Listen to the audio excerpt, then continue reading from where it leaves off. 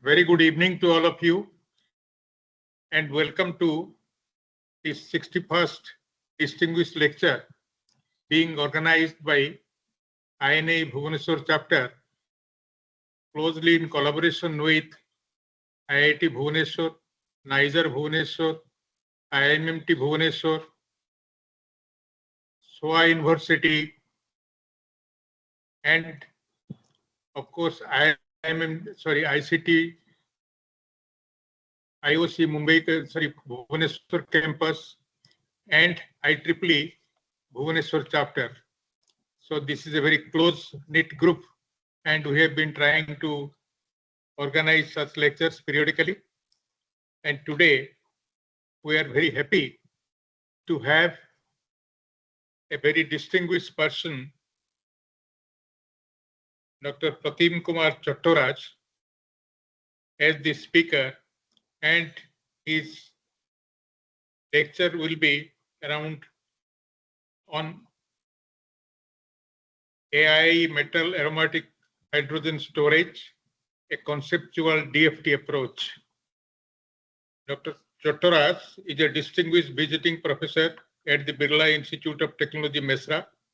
Formerly, he was an institute chair professor at Indian Institute of Technology, Kharagpur. He received his PhD from IIT Bombay. He was a research associate in the University of North Carolina, Chapel Hill, USA, and FAU Erlangen, Nuremberg, Germany. He has been actively engaged in research in the areas of density function theory, ab initio calculations, nonlinear dynamics, aromatic metal clusters, hydrogen storage, noble gas compounds, machine learning, confinement,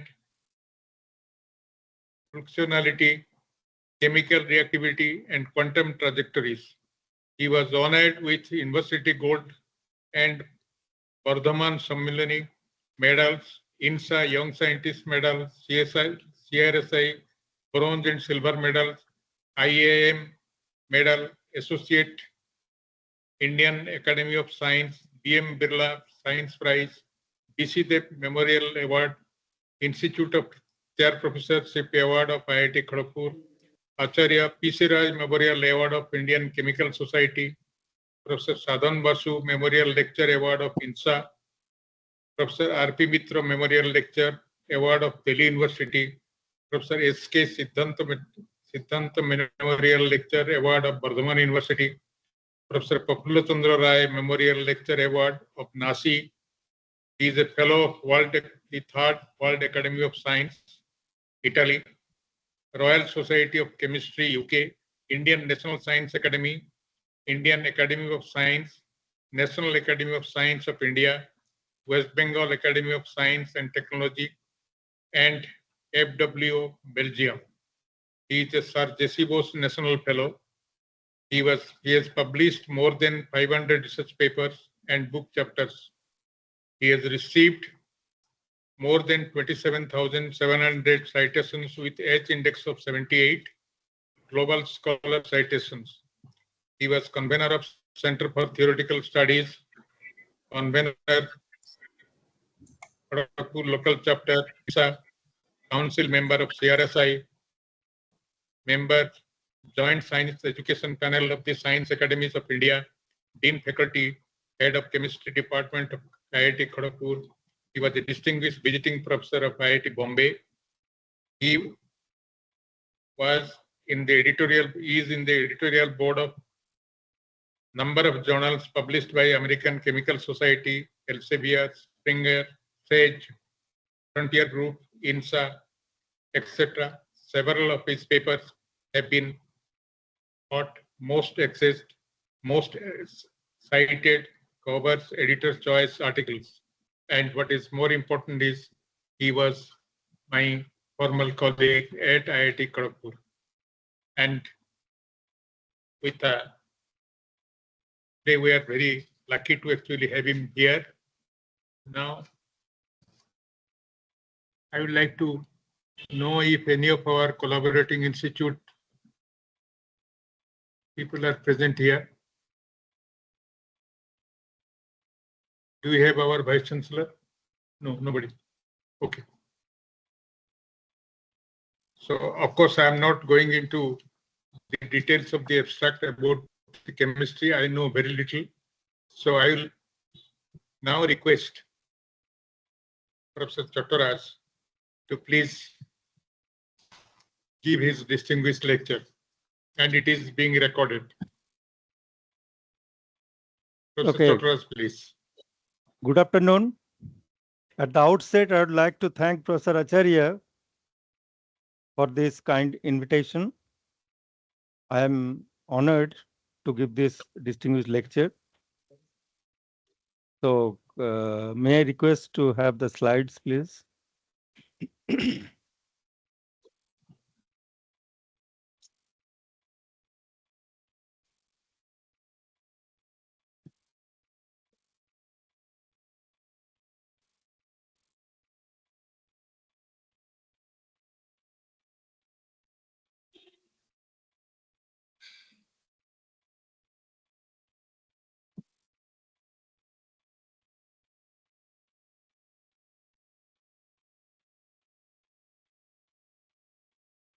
Thank you. Okay. Actually, as you can see that the main topics I would like to cover are aromaticity and conceptual DFT. And also I will extend this to some possible hydrogen storage material from all metal aromatic clusters. Next.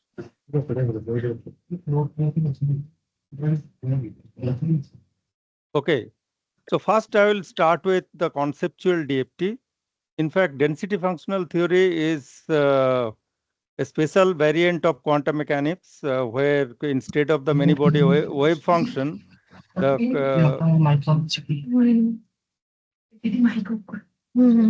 so there is some echo. Okay, so the electron density is considered as the basic variable. And in today's world, if you want to do the electronic structure calculation for large systems like biomolecules or materials, DFT is the only workhorse which you can apply. Now, it is not the calculation per se of knowing the stability and structure of any material. Here, what we are trying to do, we want to digress and just tell you something regarding the theory of chemical reactivity. And that is what is termed as the conceptual density functional theory. So there are certain popular chemical concepts, qualitative concepts, which are known for centuries, like chemical potential, electronegativity, chemical hardness, electrophilicity index. And they were qualitative in nature. Just in order to explain certain experimental facts, they were designed. But now, within this framework, you can give proper definitions of these reactivity descriptors. They are called global descriptors. That means for the whole molecule, we define a chemical potential or electronegativity or hardness or the electrophilicity index. Now, how do you define the chemical reactivity? So first of all, so we know that there should be some action, then only you see the reaction.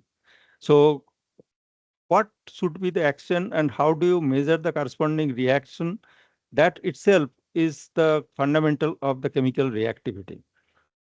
So it is known in quantum mechanics that the Hamiltonian of any given system contains all information, because from Hamiltonian you get the wave function through the solution of the Schrodinger equation, and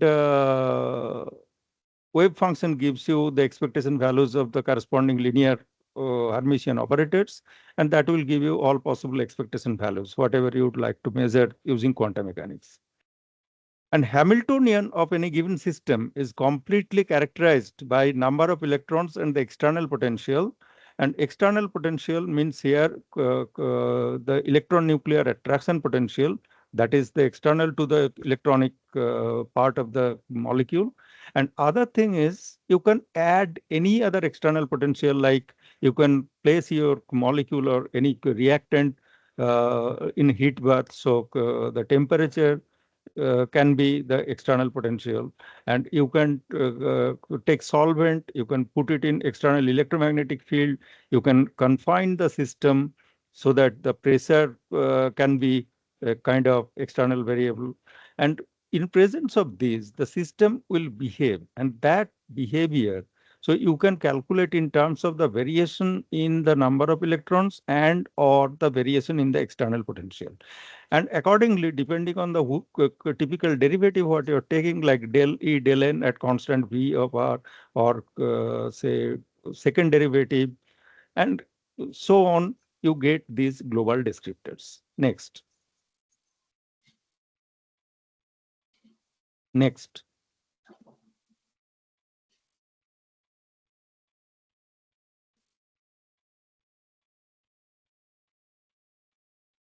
Next.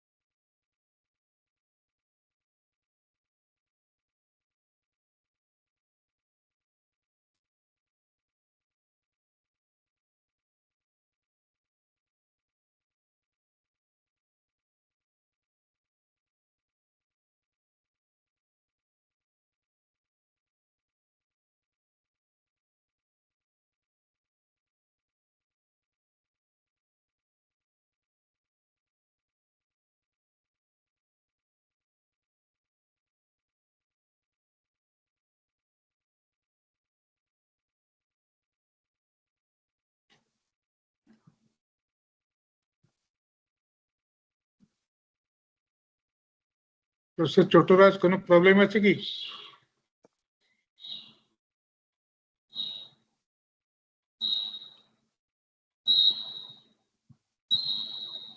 Any problem? No sound is coming.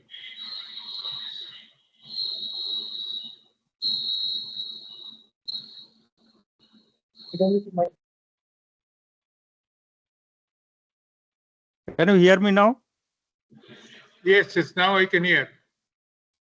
Okay, thank you. Actually, there it got disconnected somehow. I don't know. Oh God. Okay, so Anyway, now this these, thing happens. so these are those global descriptors and the methods how you can calculate using finite difference method or using Koopman's theorem. Next. Please go to the next slide. So these are local descriptors, like in a given molecule, you can have certain atom in a molecule or a functional group which may be prone to nucleophilic attack or electrophilic attack or radical attack. So we can identify the propensity attacks using these local reactivity descriptors. Next.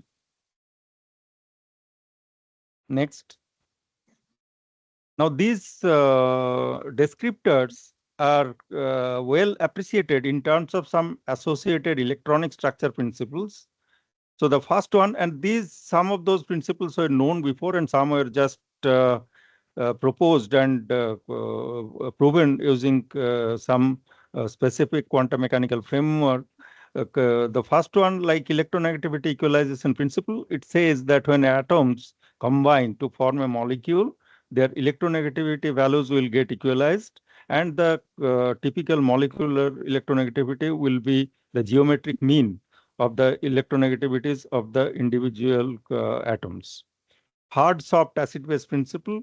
So this is something like there are certain acids, they are called hard acids, certain called soft acids, mostly in terms of their polarizability. We can talk about them. And hard acids will prefer to uh, uh, just coordinate with hard bases, and soft acids will prefer to interact with soft bases for both their thermodynamic and kinetic reasons. Now there are three principles: maximum hardness principle, minimum polarizability principle, and minimum electrophilicity principle. These principles will tell you, suppose if you want to see the stability of any given system, the system which is harder, less polarizable, and less electrophilic would be more stable. So you can see this is something like, if you talk about energy, if you compare two systems, which one is having less energy, that is more stable, you are getting additional reactivity based parameters which will determine the stability. Not only that, when there is a chemical reaction, the direction of spontaneous chemical reaction also could be understood in terms of the direction in which hardness is getting maximized, polarizability and electrophilicity, they are getting minimized. Next.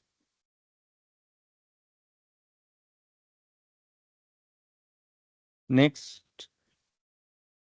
So we had made use of this, and we did the calculations. So go to the last slide, please. Last slide. Last one. Last one. Okay, previous slide. Yes. No. Don't go that way. The previous slide. Previous one. Yes, this one. Yes, this one. So what we did, in fact, there are two ways you can simulate a chemical reaction, either in terms of collisions or in terms of atom field interaction or molecule field interaction. So here the collisional process is studied, and it was shown that when a particular target is being bombarded by the projectile, at the moment when there is a chemical reaction, the hardness is getting maximized and the polarizability is getting minimized. Next. Now, if the molecule is like, say, a heteronuclear diatomic molecule, then suppose if the proton is attacking carbon monoxide from the carbon end, it will form HCO plus, and if it attacks from the oxygen end, it will form HOC plus. So formyl cation and isoformyl cation, which one would be the major product and which one would be the minor product, that also we could study through the chemical reaction, studying from start to finish. Next. Next. Then we did proper statistical calculation to show the validity of the maximum hardness and the minimum electrophilicity principles. And we have shown they are valid principles and they are obeyed in most of the chemical reactions. Next.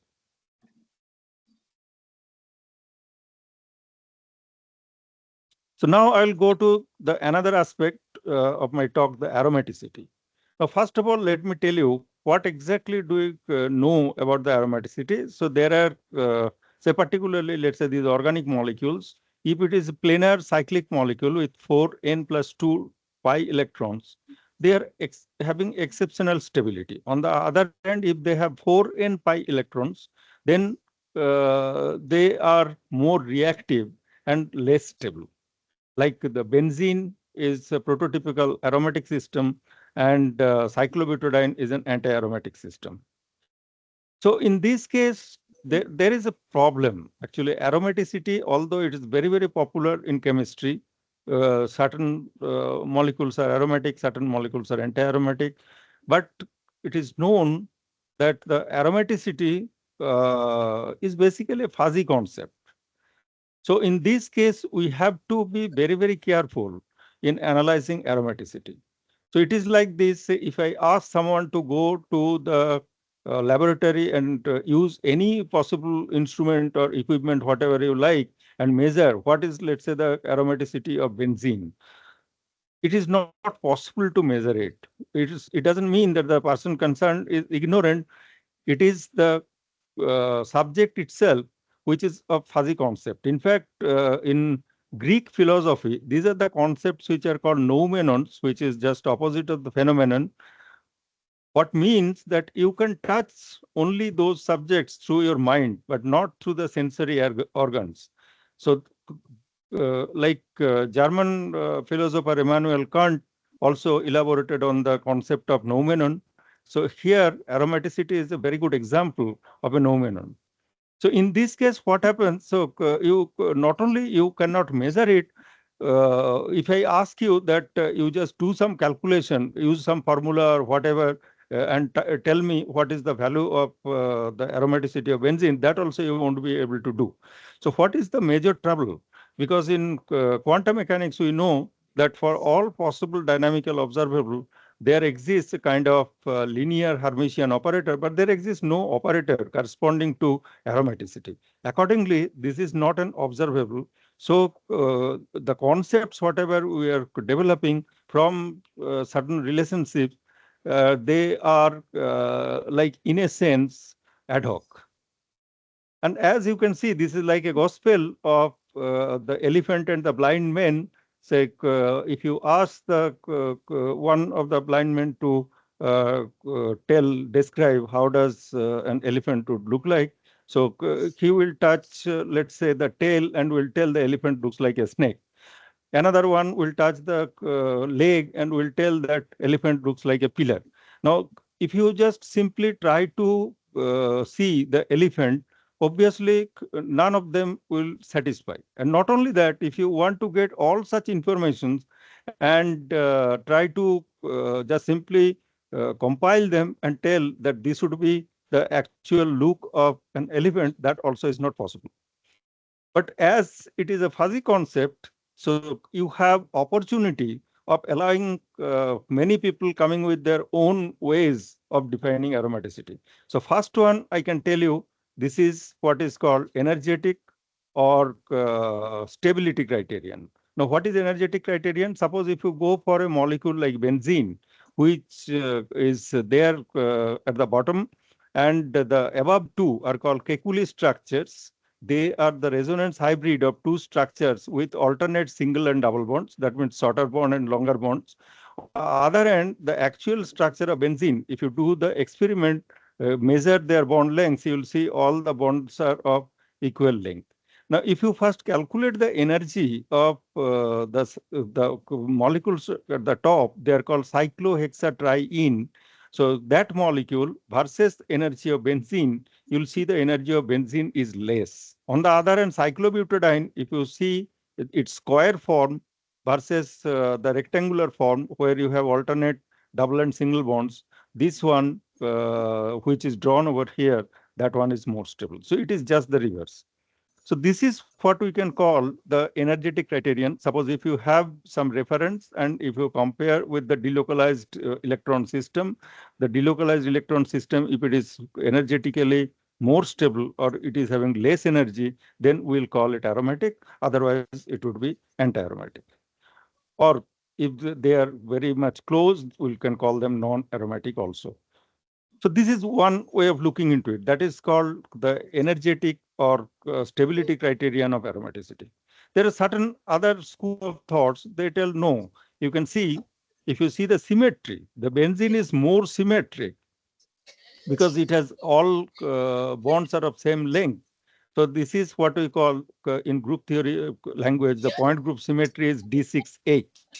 On the other hand, say cyclohexatriene has less symmetry as it has alternate single and double bonds. So the molecule belongs to, let's say, C3b type point group, which is less symmetric than benzene. So then you can go for another way of looking into it, which is called geometric criterion or symmetry criterion of aromaticity, which tells the more symmetric, more aromatic. You can talk about something like this. But as you can see that symmetry and stability, they don't go hand in hand. So in most cases, you will see there is a conflict. Some people will tell based on symmetry that it is aromatic, but on the other hand, the stability criterion will know it is not aromatic. So, and there is a very simple example like water molecule, the less symmetric C2V structure is the ground state. On the other hand, the D infinity H, the linear structure, is an excited state. There are other ways of defining aromaticity. In fact, there are more than 200 ways of defining aromaticity. So next slide, maybe I will tell you at least one or two more. So next one. Here I will tell you something, say in benzene, so there are two pi clouds of electrons, one above the plane and another below the plane. And we know from classical electrostatics, whenever you have a moving charge in a closed loop, let's say, it will create electric current and that will have some associated magnetic field. Now, this magnetic field may, if you apply some external magnetic field, let's say perpendicular to the plane of the molecule, so the magnetic field generated due to the delocalization of electron, what is generally called ring current, that magnetic field may either oppose or augment the external magnetic field. And accordingly, this particular molecule is called diatropic or paratropic. And depending on diatropicity and paratropicity, again, you can define, say, aromaticity or anti-aromaticity. So this is yet another say I talked about energetic or stability criterion, geometric or symmetric criterion. Now I am telling magnetic criterion. So there is a specific way of calculating this through what is called nucleus independent chemical shift, where it is assumed that we are doing some NMR experiment and you assume that the magnetic field is basically created by some ghost atom sitting at the center of the molecule, benzene molecule. So if you go to say 1 angstrom above the molecular plane along the normal to that particular molecular plane, then we call it NIX 1 or NIX N in general if it is n angstrom away. But this gives some qualitative measures like NIX 0 will tell you the electronic environment in the molecular plane. So that gives you what we call sigma aromaticity. But if you go, let's say 1 or 1.5 angstrom above, that will give you some idea about the pi aromaticity. Next.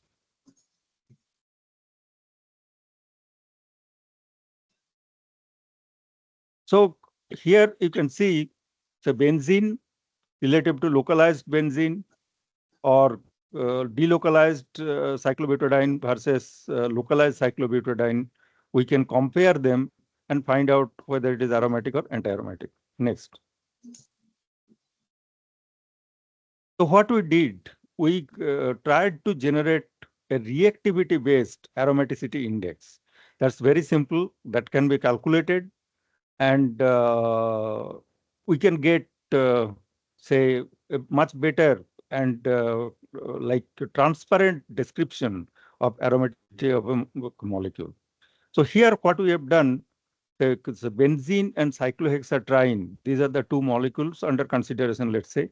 And this is the level of theory in which we did the electronic structure calculation. And we calculated energy, hardness, polarizability, and electrophilicity of both the systems. And ultimately what happened, we define, let's say, a kind of an aromaticity index. So which is the difference in energy or difference in hardness and so on of the molecule, like the delocalized molecule minus the localized molecule.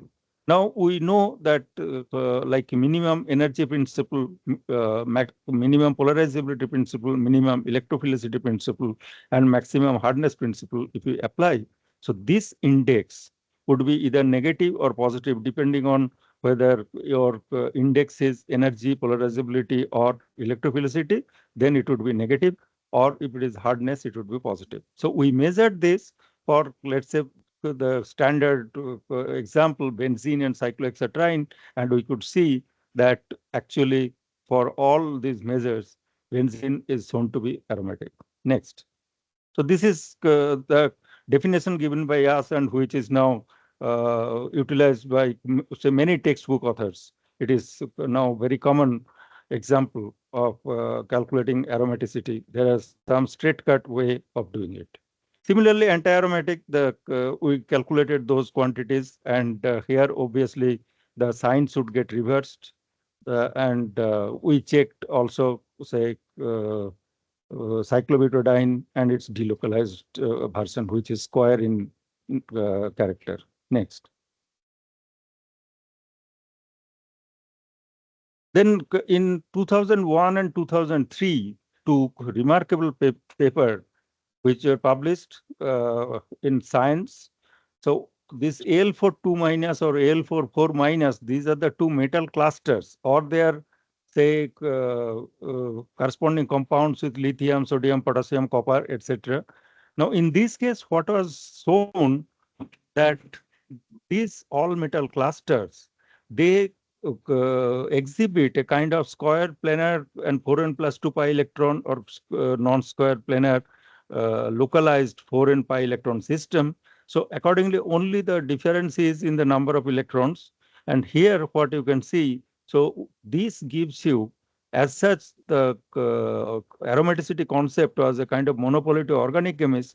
Now, inorganic, there are some occasional mention like inorganic benzene and other stuff. But now you can see that there are typical inorganic systems like aluminum cluster or their analogs with lithium, sodium, potassium, etc. And here what you can see that we can define all metal aromatic or all metal anti-aromatic systems. Next. So what we did again, this we have Al4 2 minus or Al4 4 minus. We took the delocalized versus localized systems and calculated all the properties, whatever were designed, the aromaticity index designed by us. Next. Next. So when we did this, the aromaticity index with energy, alpha, omega, eta, etc., we could show that in general, Al4 2 minus behaves like aromatic benzene and Al4 4 minus behaves like anti-aromatic C4H4. But there also, for Al4 2 minus, it was like aromatic system on all counts. But in Al4 4 minus, there is some discrepancy where instead of negative, we got like the positive sign. So we saw that there is this kind of discrepancy. Later on, it was shown there are 100 papers from two prominent groups who are working for several decades on aromaticity concept. One is telling this Al4 4 minus is actually aromatic, and another group is telling Al4 4 minus is actually anti-aromatic. Now, this type of discrepancy actually we had seen already. So in this case, what happens that Al4 2 minus, so there are not say many different ways you could define aromaticity for organic systems, because there you have mostly S and P electrons, which on say molecular orbital formation, they can give you only sigma and pi. So you could get only sigma aromaticity or pi aromaticity. But here, what is happening? A system can be both sigma aromatic and pi aromatic. That is what we call multiple aromaticity. Like Al4 2 minus is 64 times more aromatic than benzene. Now, in this case, what is happening? Say you have both sigma aromaticity and pi aromaticity.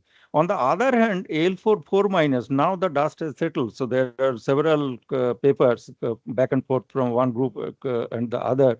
One is telling that it is aromatic, another group is telling no, it is anti-aromatic. It depends on which particular property you are calculating or you are measuring which particular property. That will tell you if you are probing the sigma electrons, then it will show you say sigma aromaticity. But if you are probing the pi system, they are anti-aromatic. So a system can be both aromatic and anti-aromatic at the same time, depending on whether you are focusing on sigma and pi. And these are the systems which are now known as systems behaving or showing conflicting aromaticity. So a conflicting aromatic system, this is something new which were not there before.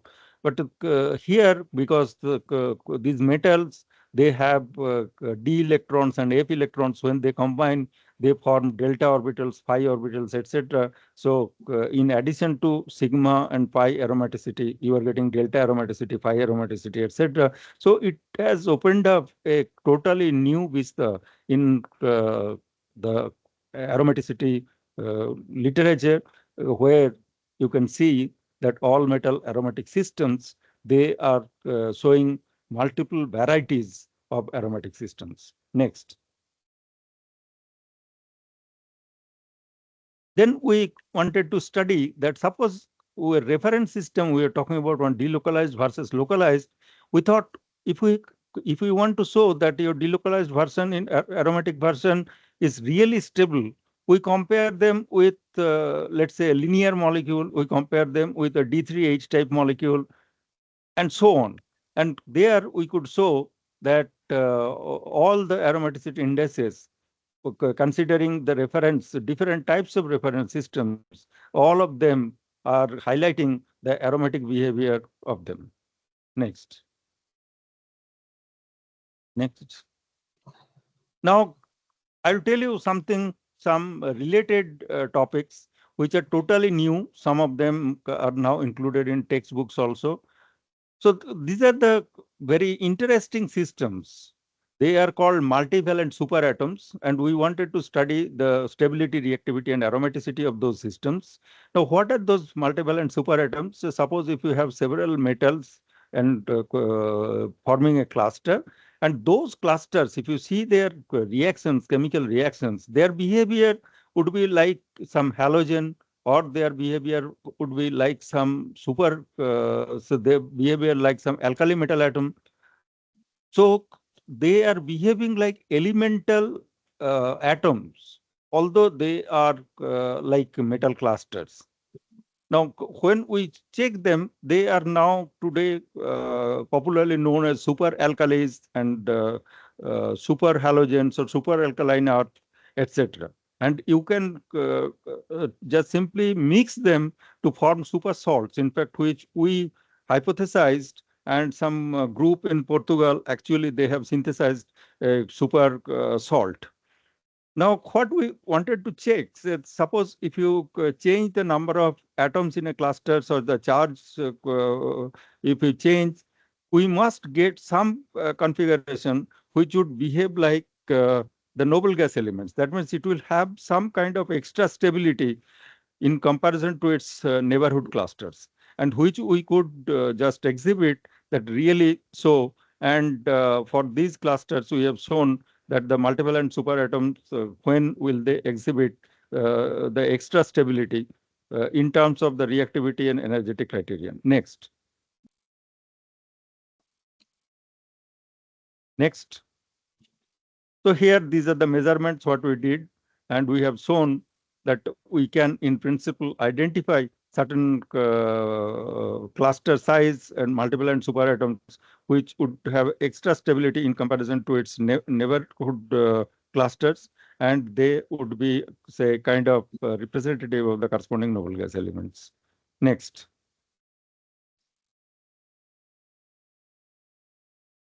So then we are studying some other system like beryllium clusters, B32 minus, one of the smallest all metal aromatic clusters. So B32 minus, we could show that, and also like if you take their sodium or Na2 analogs, you can see that the B32 minus is such a stable unit. When it forms complexes with other alkali metals, it basically just keeps its own structure intact. So when we publish this, and this is the like D3H type molecule, is regular triangle, equilateral triangle. So, but some group from Spain, they told, yes, we also got the same structure, but we are getting a different bond length. So I told my students, so how come they're getting different bond lengths? So my students did the calculation over the whole potential energy surface, and they told, sir, they are right. I told, then what about us? We are also right. So then we started getting some idea that you can get a molecule. So these are the new concepts getting generated, a serendipitous discovery that you get something called bond stretch isomerism. So the two molecules, they have same symmetry, everything same structure, but they only differ in their bond lengths. They are called bond stretch isomerism, isomers. So we have shown that Mg32 minus or Ca32 minus, they also exhibit bond stretch isomerism. Next. So one thing, what important thing, what we could see that when you talk about two isomers, the highest occupied molecular orbital and lowest unoccupied molecular orbital, they swap, like HOMO of one cluster is LUMO of the other and vice versa. So that means when you just simply stretch the bonds, basically the HOMO and LUMO, they energetically they crisscross, and in between you get a transition state where the HOMO and LUMO, they are degenerate. They are having the same energy. Next. And we calculated the magnetic profile also, the induced magnetic field and their Z component, and we could show really there are two different isomers, which will show you the corresponding, say, peaks of the induced magnetic field Z component. Next. Then what we did for B32 minus, again, we compared with the corresponding linear molecule along with using our aromaticity index, and we could show that B32 minus actually is the most stable and least polarizable and hardest of X, which as expected from the corresponding electronic structure principles. Next. Then this is another important problem in inorganic chemistry, direct metal-metal bond stabilization, like zinc-zinc bond. It is difficult to stabilize zinc-zinc bond. It immediately gets disintegrated. But there are some experimental paper in Science. It was shown that if you put methyl derivative of cyclopentadiene and prepare a sandwich type compound, then you can stabilize the zinc-zinc bond. So looking into their structure, what we could identify that it is basically a kind of, say, pi aromatic system, which is stabilizing this. So we thought that what about the B32 minus, which is also a pi aromatic system? So we just simply substituted that methyl derivative of cyclopentadiene by B32 minus, and we could show that doing the calculation that it is even more stable, and we have shown this. Next. So then what we did, we thought that why zinc-zinc, why not all beryllium cluster? So we then changed the two zinc atoms by two beryllium atoms, and we formed the B8 2 minus cluster, and that's also very stable cluster, sandwich compound. The stable sandwich compound is B8 2 minus. Next. Then we thought that let's try that which are called multi-decker sandwich complexes, say one stack above the other, whether we can just, although they may not be the global minimum structures, but we can form in principle the stable multi-decker sandwich complexes. Next. These are their molecular orbitals. Next. Next. Then we have started with a very simple sigma aromatic system like H3 plus. There are 3 hydrogen atoms and a positive charge. They are forming a simple sigma aromatic system, which is very, very stable.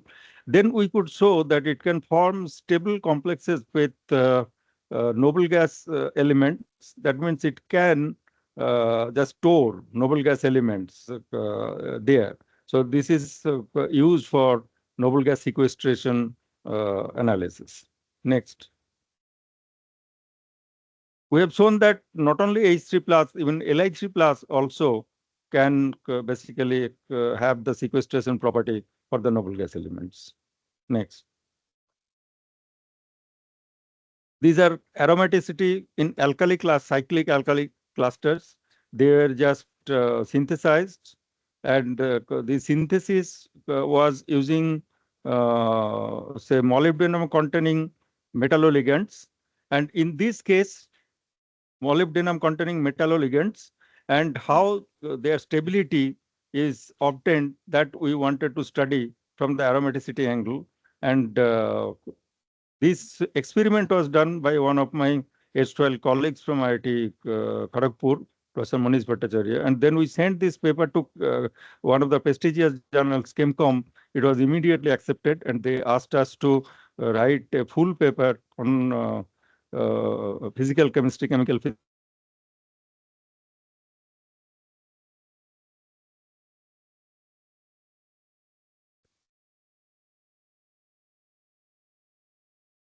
Next.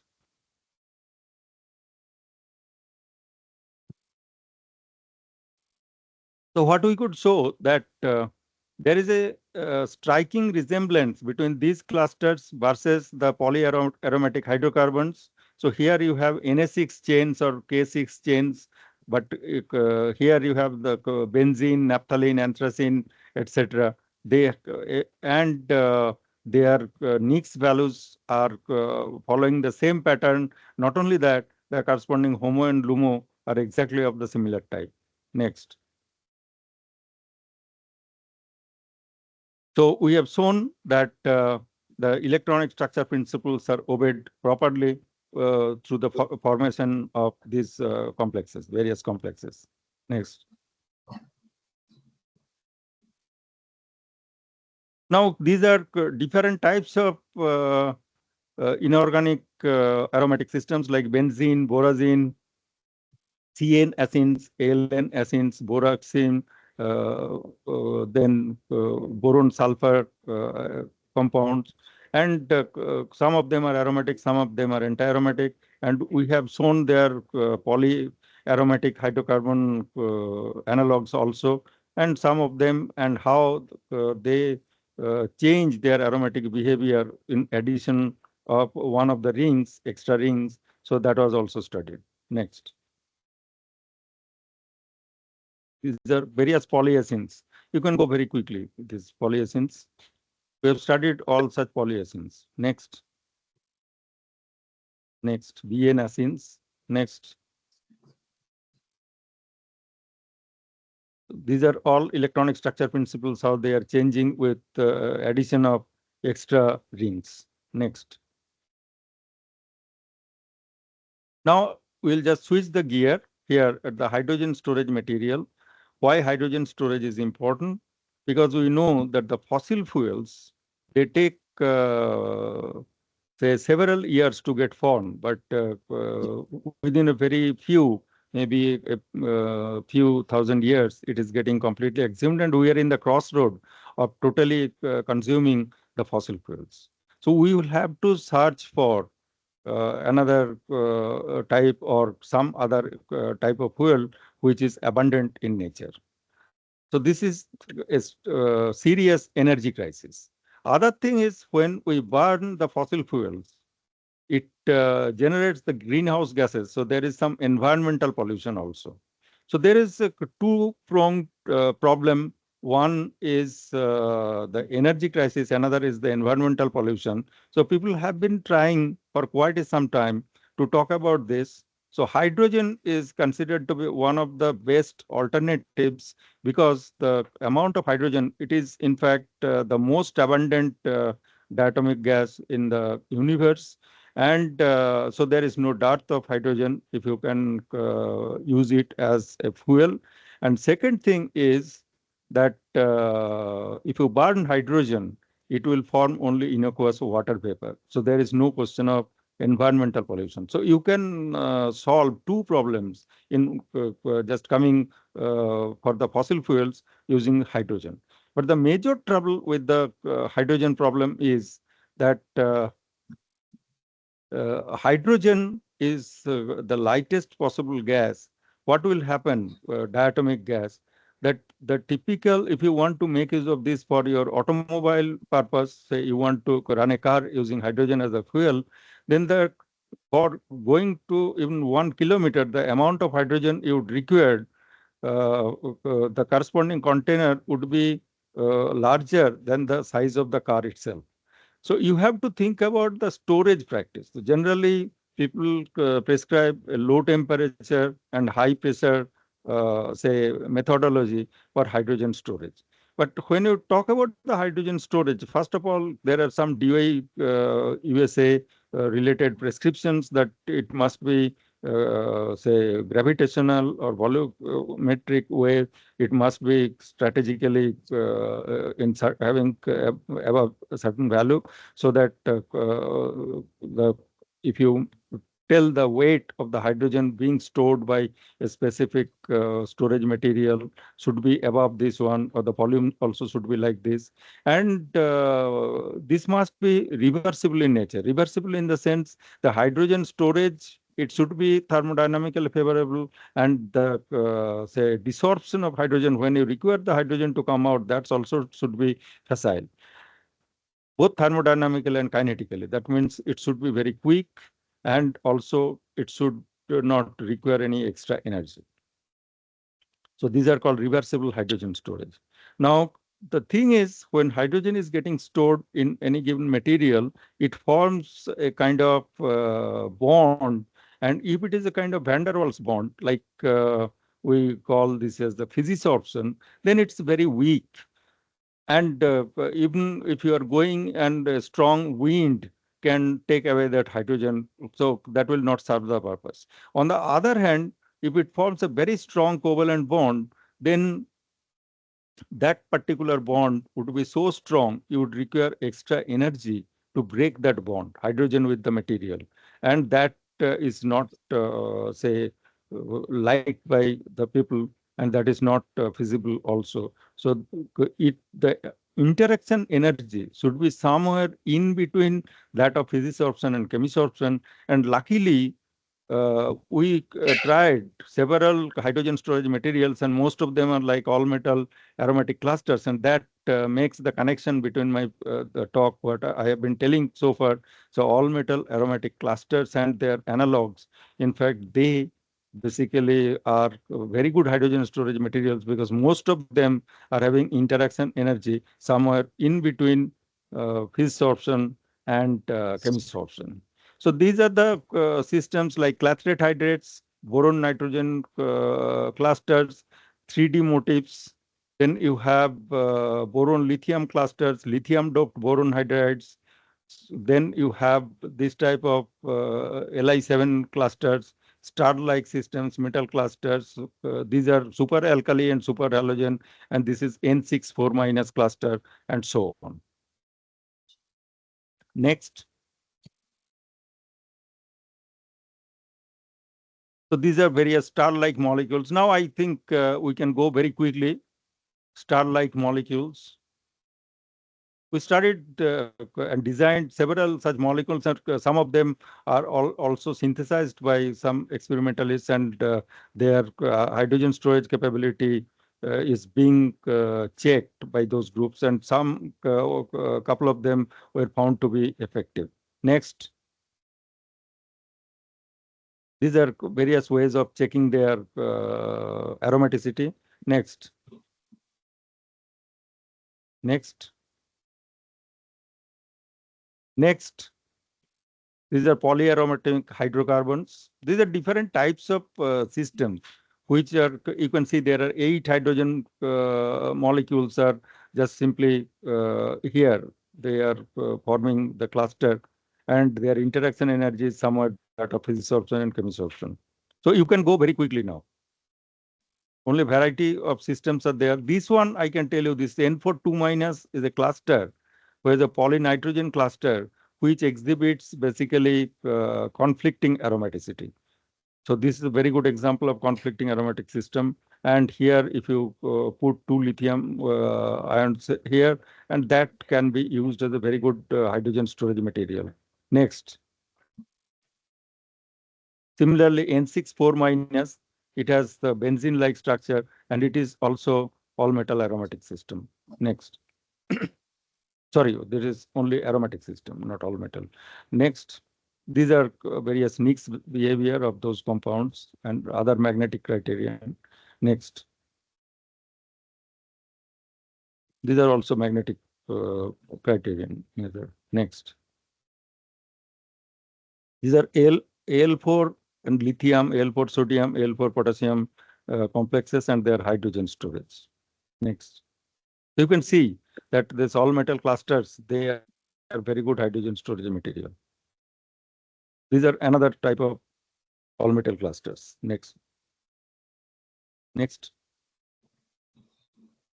Next. So these are different measurements to check their hydrogen storage ability. Next. And the variation in aromaticity. These are Borazin derivatives. Next. These are lithium doped boron hydrides. Next. Now, the previous one.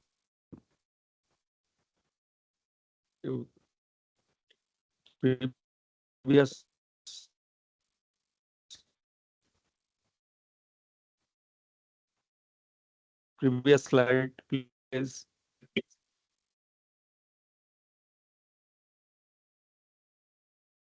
Previous slide, please. Yes. Please go to the previous slide, please. Yes. So this is temperature pressure phase diagram. Sorry, the same slide. Please go to the same slide. Please go to the previous slide. Not this one, the temperature pressure phase diagram.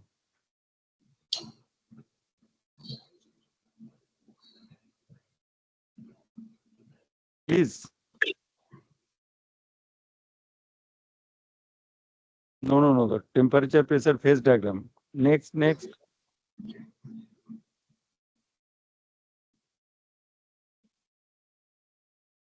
Yes, this one.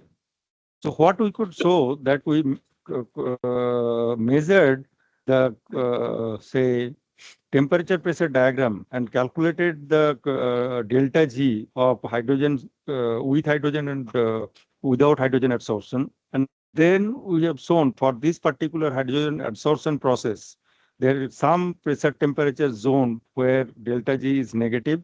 So this is the place, if you can fix the temperature and pressure of the storage, that would be favorable because this is the Gibbs free energy, which variation is negative. On the other hand, here you see it is positive. That means when you want the desorption, you fix the temperature and pressure over here. That means you are getting some two additional handles to facilitate the hydrogen adsorption and desorption. Next. This is 3D aromatic stars. These are star type molecules. Next. Again, this boron nitrogen clusters. Next. This is polycyanogen clusters. They are also very good hydrogen storage material. Next.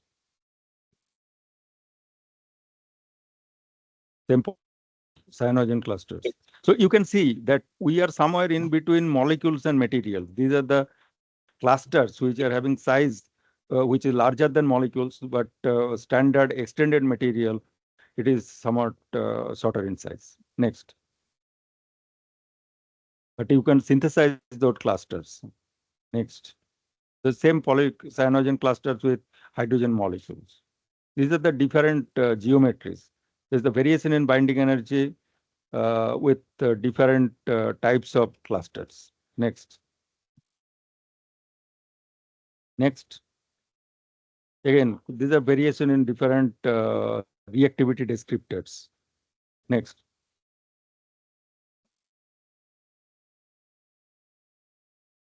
So here, say the aromaticity behavior, suppose you have an aromatic compound sandwich. If you just take these two ligands far off, then how the aromaticity of this particular B32 minus, let's say, that is going to get changed. Or here it is Mg32 minus is going to get changed. That itself is very important in the hydrogen storage. Next.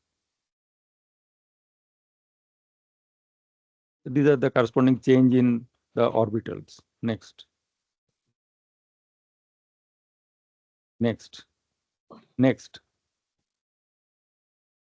These are during that change, how various energy and spin density, all of them are changing.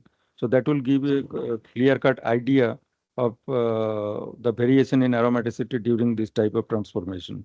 Next. So here we saw that B32 minus is a cluster. B32 minus is a cluster like this. This is its structure. So what we did is a simple simulation, molecular dynamic simulation, and there we could show that if you start with this cluster, in course of time, it will take this stable D3H type structure, and there how the electrophilicity, how the hardness, etc., they are changing. So in one case, hardness is increasing, and here hardness is increasing, electrophilicity is decreasing when it goes to this structure, starting with this structure. In its own Coulomb field, it is just changing its shape and going to this aromatic system. Next. So here you can see there are screenshots in different times, say 50 femtosecond, 100 femtosecond, etc. So initially it was with the linear structure, but ultimately you can see that it doesn't change anymore. After a certain time, it just assumes this type of aromatic D3H system. Next. This is a very simple ADMP type simulation. And here the hydrogen storage in hydrogen hydrates and methane hydrates. These also we have done some simulation, computer simulation to check.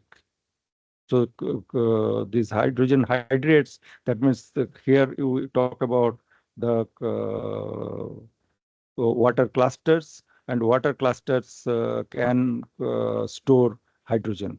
So one thing to make the water cluster stable, you have to put one methane molecule inside so that you get a stable water clusters. They are called clathrate hydrates. Next. So these are various simulation results. Next. Next. The similar type of structure, different types of clathrates. Next. Next. Next. These are all different types of clusters we have studied. Next. Next. Next. These are other types of aromatic systems and their hydrogen storage potential. So this is cyclic M3 type cluster, copper, silver, gold. Next. These are various magnetic criteria.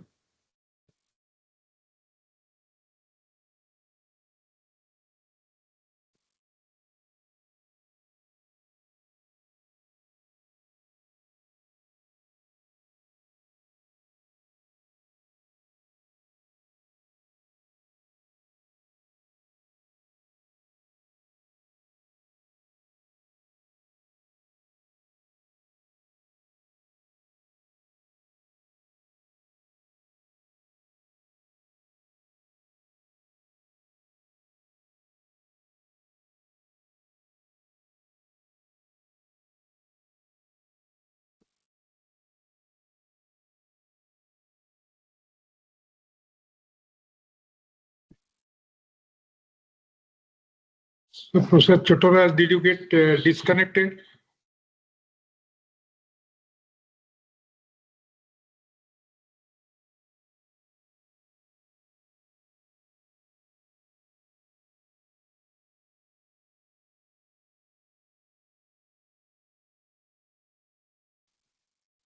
I think sir has got disconnected. So I think some problem with their system.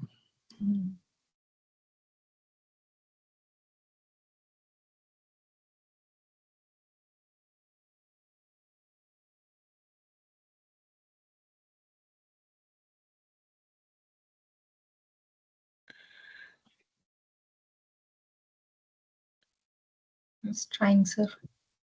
Yes, now I think should go right.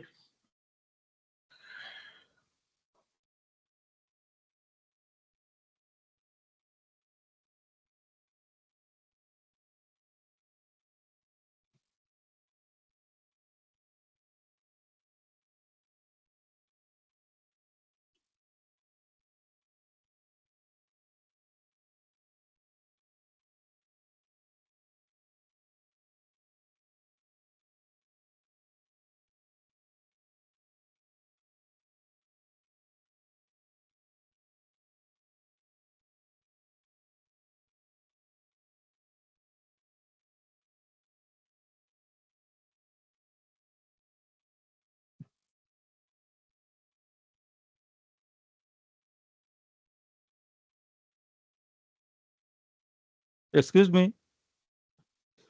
Okay. Hello. Yeah. Okay.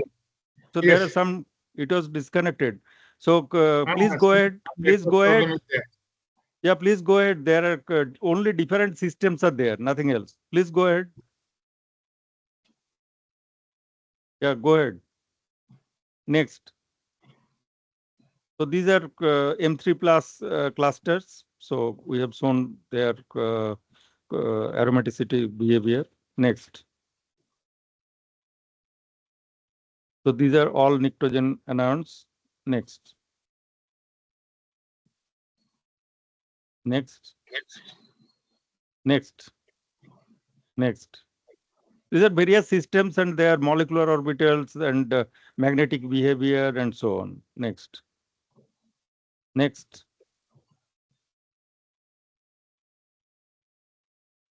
These are ring current density plots. Next. These are different spin states also that we have studied. If you vary the spin states, what is the variation in aromaticity and their hydrogen storage potential? Next. Next. Next. These are different types of next. Different types of sandwich complexes. Next. Next. So I think okay. I have more or less tried to tell you something about the fuzzy concept of aromaticity. And then we talked about conceptual depth or theory of chemical reactivity. And we defined a kind of aromaticity index, which is based on the quantum mechanics.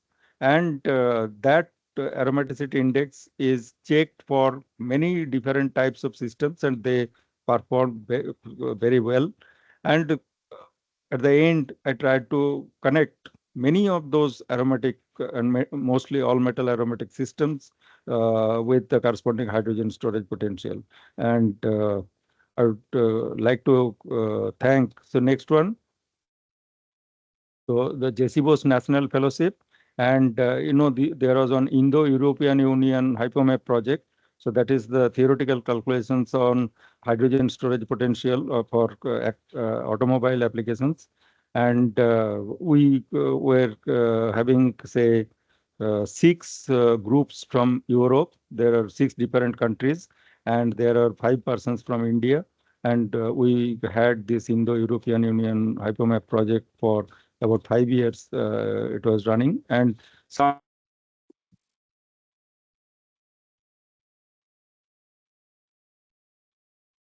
Okay. Storage. So there is again some problem. So I think I should stop at this point, and thank you very much for your kind attention. Oh. Thank you very much, Professor Chaturaj, for your excellent lecture. Now, it is now time actually for question and answer. So I request the audience to raise the hand, or they can unmute themselves and ask the question.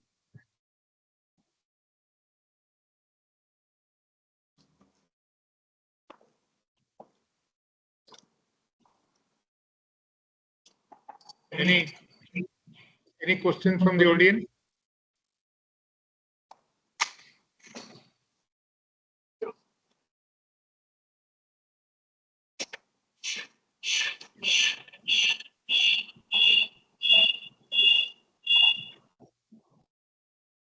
Professor Kulomani Parida, would you like to ask something?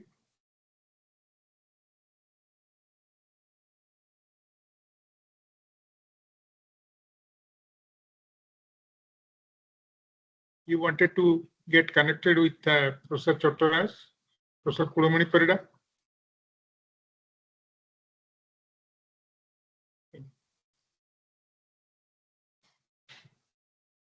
Dr. Susangani Naik, can you ask some questions to sir on behalf of sir?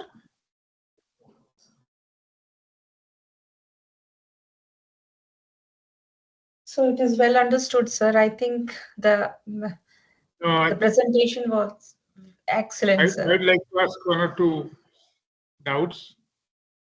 Please. And first of all, we have dealt extensively with actually hydrogen storage. Yes. And with automobile application. Very recently, a few days back, Japan announced actually first hydrogen fuel driven car. Yes. And it has created a sort of havoc in the automobile industry. Even the automobile industry share prices actually came down. What is actually the things which they are doing? Any idea? Because you said that storage is a big problem and you have to handle actually large amount of hydrogen. Actually, what is their actual storage material that I don't know. Okay, actually, but that they will not disclose also. Okay. Now, also these fuel cells are being used. What type of things actually they use? Which one? Fuel cell. Okay. In fact, that is also, they have a kind of patent and which they will not disclose because the other people will copy that immediately. Okay.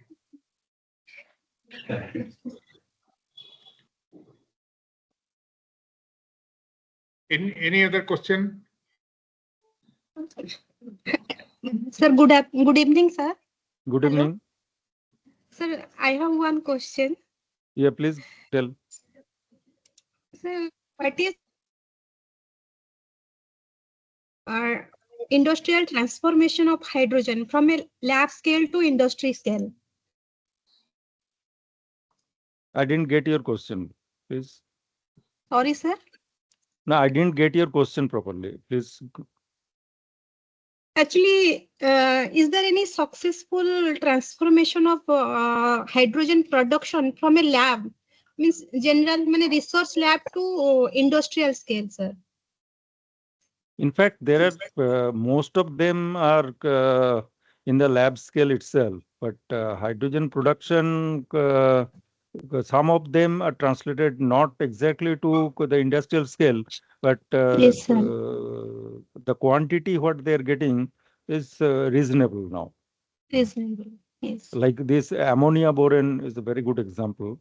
And Yes. the most important is now water splitting. Yes, This hydrogen evolution reaction and oxygen evolution reaction, these are the two different approaches.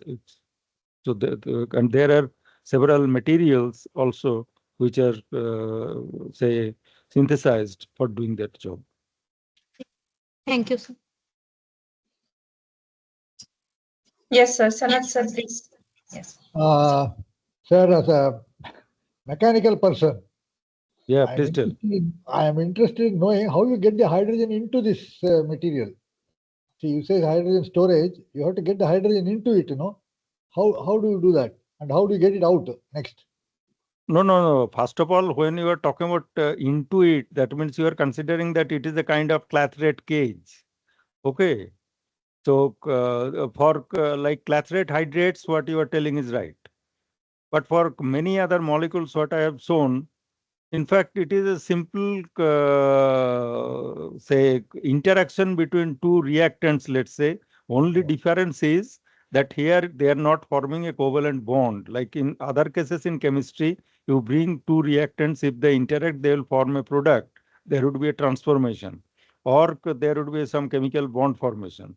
In this case, the bond is getting formed, but that is weaker than the covalent bond, but it is stronger than a valence bond, this van der Waals bond.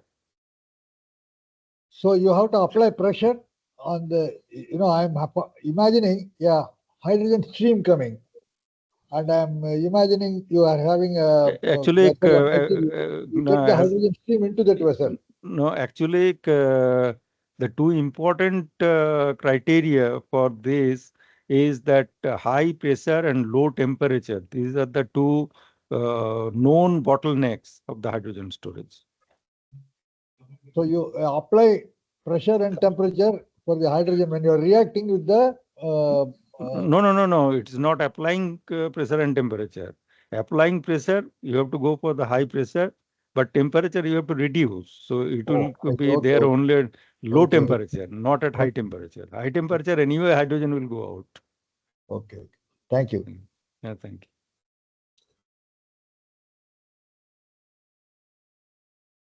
Sir, I don't find any hand raised now. So you can please Okay, propose a vote of thanks. Yes, sir. Yes, sir.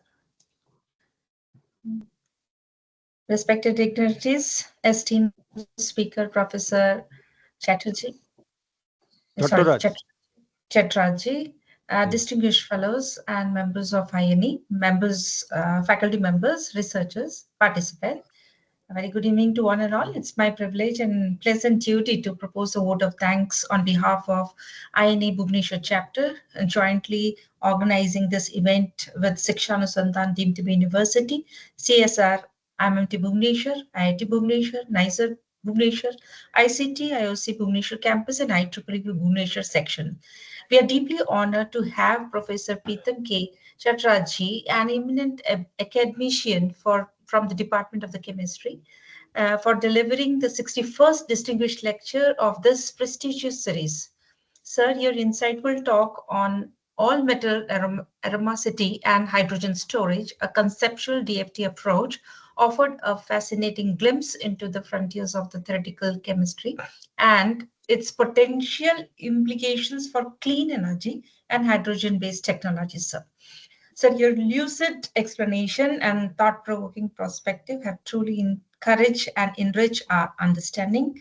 I extend my heartfelt gratitude on behalf of Shiksha Anusandhan deemed to be University and INE Bhubaneswar chapter to you for graciously accepting our invitations for this valuable time and expertise what you shared over here. And it has been an intellectual simulating session, and your work will undoubtedly inspire further exploration among our researchers, those who have joined today, and the students who will be looking forward and looking this YouTube when it will be released.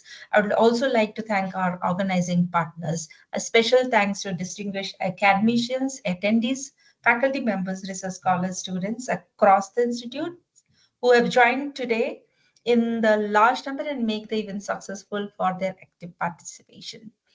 Thank you once again. Wishing you all a wonderful evening ahead. Thank you. Jai Hind, sir. Thank you.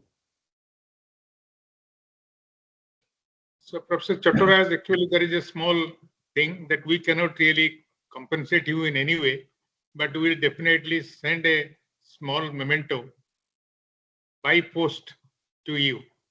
And It's next not time you required visit anyway. this time, please do Thank come. you so much. Thank you so much. Thank you. Okay. Thank you so much. Thank you for your excellent lecture, and it created so much of interest. Thank you. Actually, my connection with Professor Acharya is for a long time, several decades. Yes. Great. In fact, I worked under him when he was the director at IIT Kharagpur. Great. Very nice, sir. So please do visit our university sometime if you are coming physically, sir. Sure. Thank you so much. Thank you, sir. Namaste, sir. Namaste. Bye.